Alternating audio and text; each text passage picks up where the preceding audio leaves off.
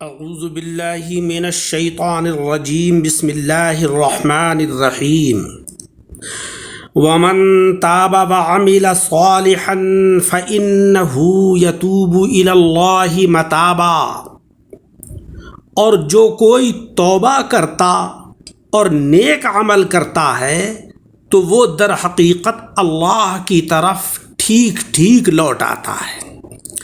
یعنی توبہ کرنے کے بعد انسان جب نیک اعمال کے ساتھ خود کو متصف کر لیتا ہے تو وہ حقیقت میں اللہ تبارک و تعالیٰ کی جانب صحیح طریقے سے رجوع ہو جاتا ہے۔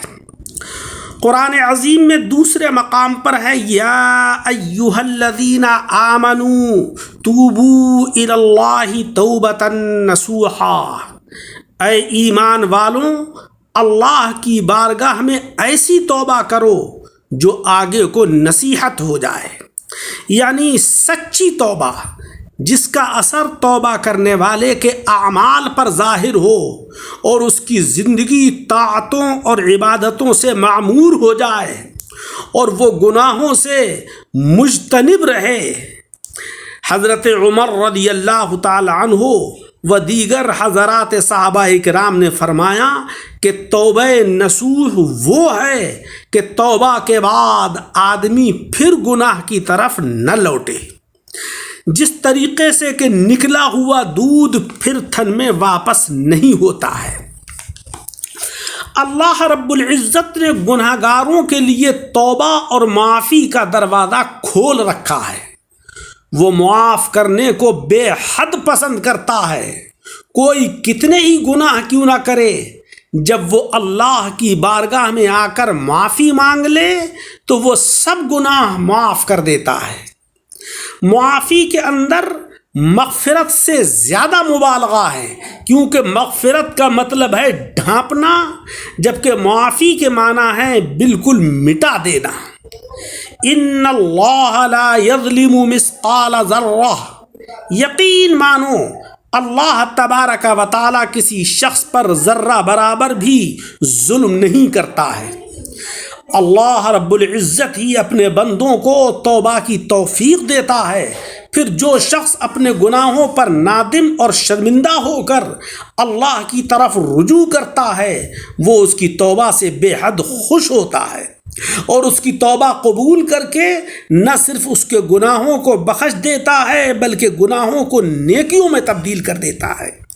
ان اللہ تواب الرحیم، یقیناً اللہ بہت توبہ قبول کرنے والا نہایت رحم والا ہے۔ ان القوۃ للہ جمیعا، تمام تر طاقت اللہ ہی کو حاصل ہے۔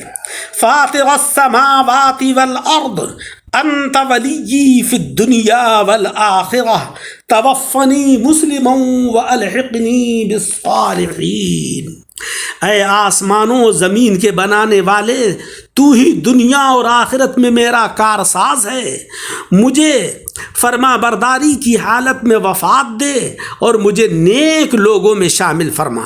قل ان ھدی اللہ ھو الھدی، آپ کہہ دیجئے کہ حقیقی ہدایت تو اللہ تعالی ہی کی طرف ہدایت ہے، اسی کی طرف پلٹو، اسی کی بارگاہ میں فلاح اور کامیابی ہے۔ وَلِلَّهِ مُلْكُ السَّمَاوَاتِ وَالْأَرْضِ وَإِلَى اللَّهِ الْمَصِيرُ، آسمانوں زمین کی بادشاہی اللہ ہی کے لیے ہے اور اسی کی طرف سب کو پلٹنا ہے۔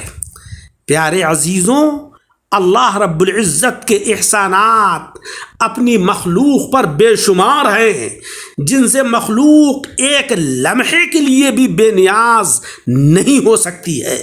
وہ اپنے بندوں کو ان کے اچھے اعمال کا بڑھا چڑھا کر ثواب عطا کرتا ہے، ان کی خطاؤں سے درگزر کرتا ہے اور آخرت میں وہ ان پر جنت کی صورت میں اپنے انعامات کی بارش کرے گا۔ انہ ھو البر الرحیم، بے شک وہی تو بہت احسان کرنے والا نہایت رحم والا ہے۔ ہمیں کیا کرنا چاہیے؟ دنیا کے اندر کس طرح زندگی گزاریں؟ فرمان باری تعالیٰ ہے صبغۃ اللہ ومن احسن من اللہ صبغہ، اللہ کا رنگ اختیار کرو اور اللہ تعالیٰ سے اچھا رنگ کس کا ہوگا؟ یعنی اللہ اور اس کے رسول کی تعلیمات کو اختیار کیجئے، شریعت مطہرہ کے مطابق اپنی زندگی کو گزاریے۔ سب سے پہلے جو لغزشیں اور جو غلطیاں ہو گئی ہیں ان سے توبہ کیجئے، اور توبہ ایسی کیجئے کہ پھر اس گناہ کو دوبارہ کرنے کی نوبت نہ آئے، اس سے بالکل ترک کر لیجئے، اس سے قطع تعلقی اختیار کر لیجئے۔ پھر دیکھیے اللہ تبارک و تعالیٰ کی رحمتیں یقیناً انشاءاللہ نازل ہوں گی۔